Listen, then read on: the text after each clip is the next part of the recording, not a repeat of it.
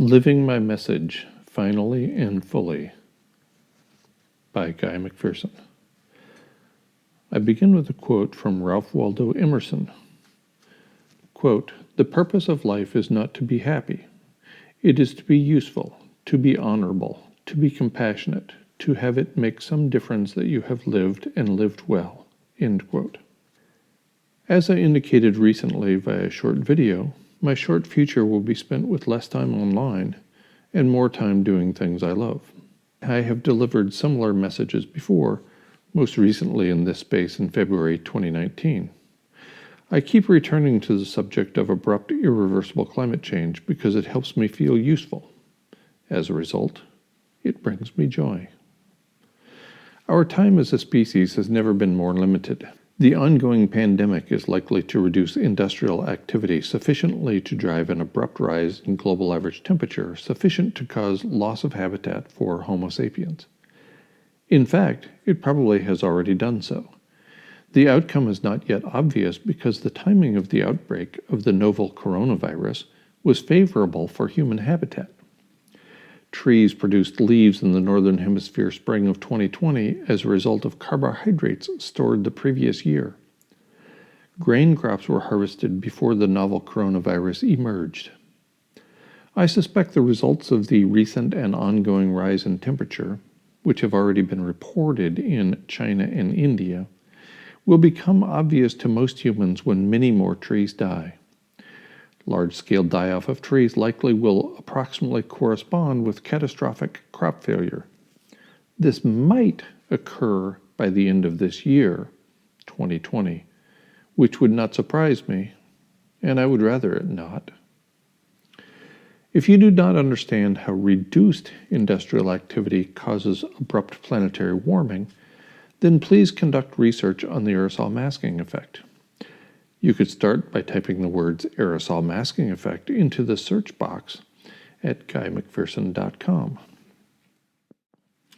I have thoroughly documented evidence regarding abrupt, irreversible climate change. I have written and spoken at length, always at no charge.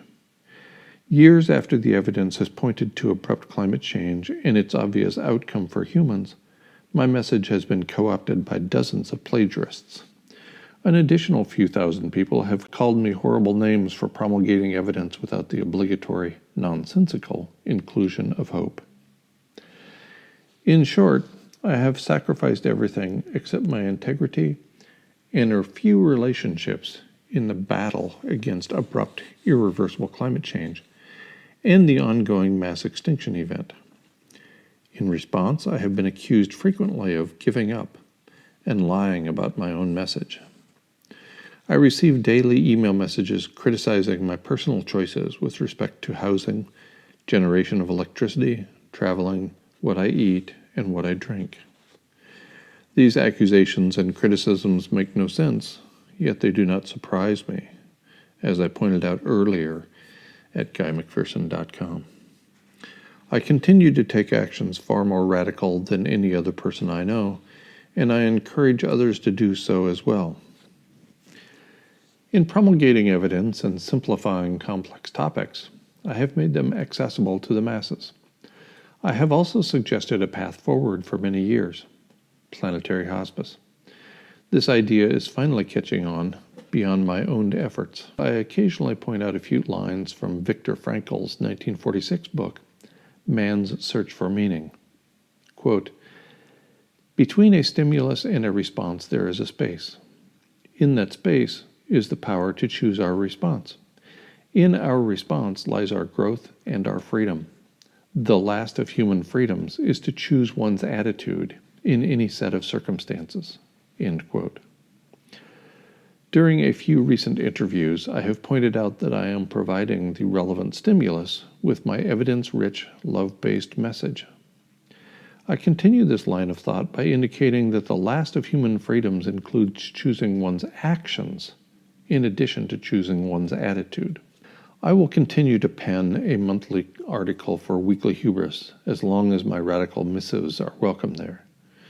You are welcome to subscribe to Weekly Hubris at weeklyhubris.com. My partner and I will reduce our production of Edge of Extinction video clips, along with mailbag posts and Extinction Dialogue episodes. An endless supply of nonsense rooted in misinformed hatred for me and ignorance of my message provides limitless material.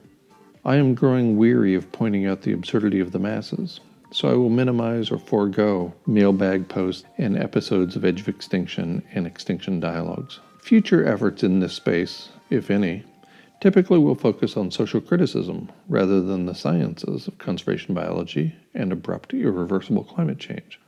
I will continue to co-host the radio show I founded nearly 6 years ago, Nature Bats Last, on the Progressive Radio Network. All our episodes are archived for the show at the Podbean website. This show airs live the first Wednesday of each month at 3 p.m. Eastern Time in the United States. Tim Bob's brilliantly edited YouTube clips will be shared in this space, the space being GuyMcPherson.com. I appreciate Tim's ongoing voluntary efforts to condense and popularize my message. I will continue to deliver presentations upon request, as such activities fit my schedule. Obviously, in light of restricted travel throughout the world, such work will be virtual. I will continue to submit to interviews with people who seem relatively sane. Not one of these activities is economically profitable. At least for me, there is no money in extinction. Having not drawn a paycheck for nearly 11 years, even my ability to live frugally is no match for the rising cost of remaining alive. Please do not ask me, much less tell me, to pursue interviews with the corporate media.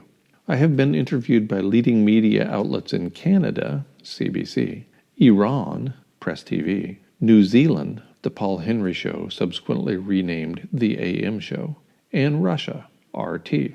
It is no doubt a coincidence that I, but not my work, have been defamed by the leading mouthpieces of imperialism in the United States, Washington Post, New York Times, and Los Angeles Times, as well as Great Britain, The Guardian. Professional journalists know that some topics do not sell products. The abundant evidence regarding abrupt climate change leading to near-term human extinction is surely near the top of that list. Guy McPherson is very pessimistic about humans surviving even 10 more years on the planet. What do you think? I think that's crazy. You can't kill people that easily.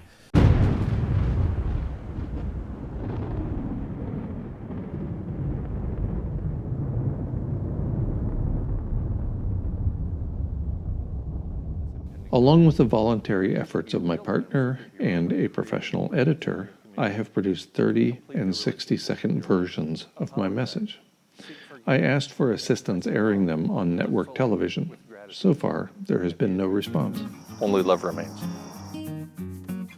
Lest the careless listener incorrectly believe I am complaining about my personal circumstances, I am compelled to again point out the abundant joy I have discovered in my adventurous, examined life. My happiness is an emotional response to the supreme joy of finding purposes for my life, as well as finding my small, loyal tribe. In addition, there is little doubt my deep and frequent thoughts of dying also contribute to my happiness.